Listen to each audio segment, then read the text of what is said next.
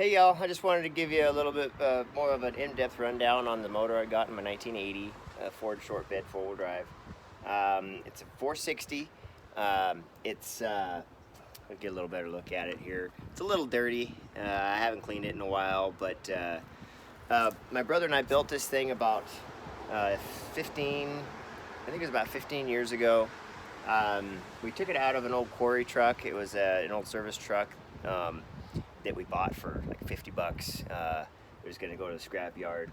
Pulled the motor out, had 140,000 original miles on it, but it just kind of tooled around the quarries and stuff. It was an old company work truck, two-wheel drive, 1 ton. So I think it was an 84.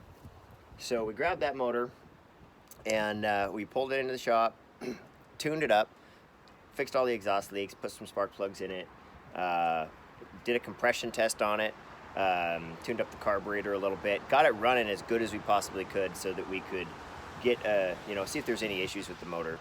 That checked out fine. So we yanked the motor out, tore it all the way down, bought it was like a $350 rebuild kit. It was from a wholesale company. I don't even remember the name of it. Back then it was through a catalog because we didn't get it on the internet.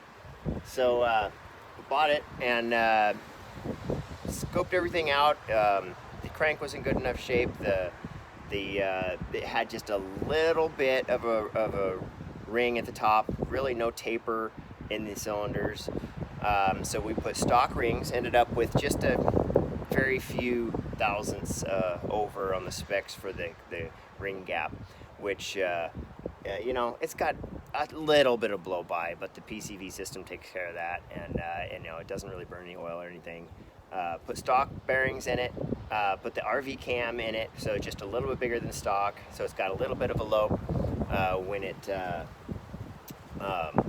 idling, so it sounds pretty good. Heads are stock. We just basically did a bench lap on them, pulled each valve out, put some lap compound in it, spun it around with a drill, and cleaned it up, put it back on. Worked great. They sealed up really good. New valve seals, all new gaskets. Originally, the motor, when we put it together, we needed an intake because we wanted to go with 4-barrel.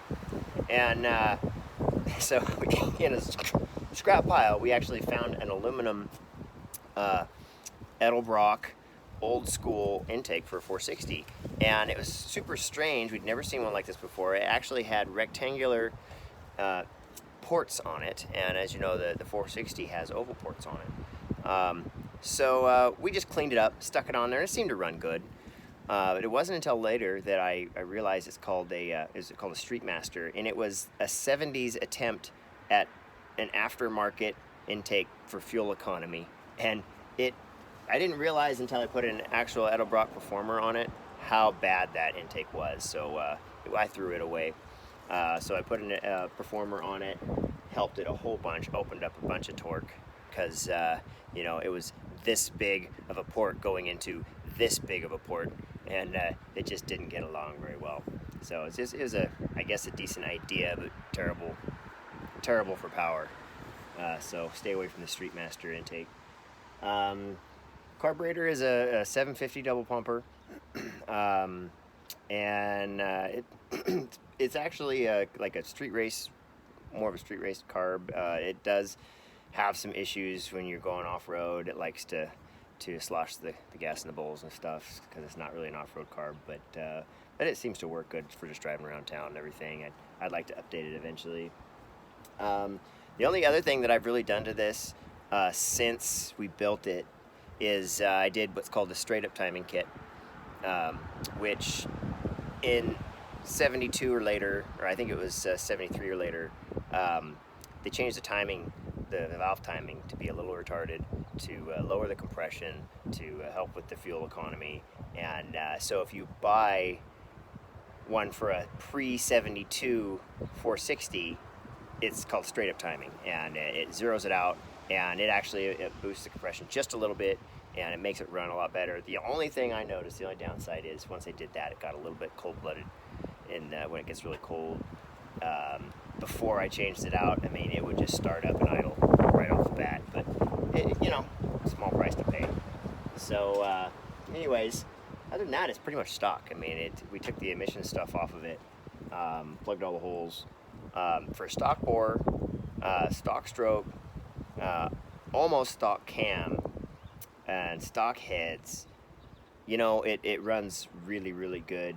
I have to be careful. It's 4-speed. I have to be careful when it's raining, because it just, if you just give it a little bit of gas when you take off in second, I mean, it'll just do a 180. So it's got plenty of torque, plenty of power. I don't really think I need to soup it up anymore. I'll probably put some headers on it eventually, and a 3-inch exhaust with a little better muffler placement, because my mufflers are sitting vertical right now and you can see them, and I don't really like that, so I'd like to get them flat, or get a narrower muffler or something. But yeah, I've been super happy with this motor. It's only got about maybe 25,000 miles on it. I did have to change the head gaskets on it. I would like to get a little better head for it, but it's not a huge priority. It runs really good, and it's really fun to drive.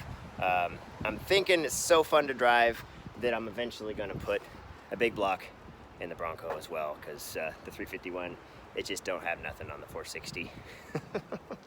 So that's it for now.